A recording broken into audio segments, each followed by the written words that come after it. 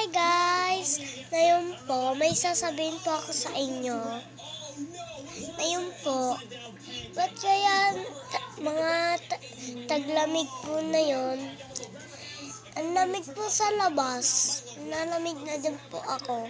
Nanginginig yung mga paa ko po. Ngayon, alam nyo ba, madaming mga namamatay na yun dito sa Pilipinas. Ang tawag doon, isang coronavirus. Kaya kailangan mo magtakip ng bibig. Dahil pag umanga ka, ikaw, may mahigop ka ng coronavirus. Kaya dahan-dahan lang kayo sa pagkalabas.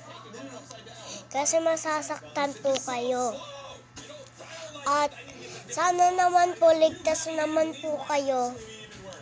Huwag naman po kayo masaktan. Sana lang po, ligtas po kayo.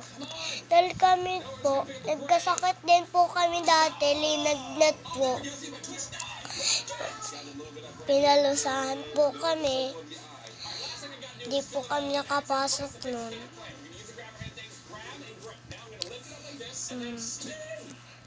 Kawawa po kami nun.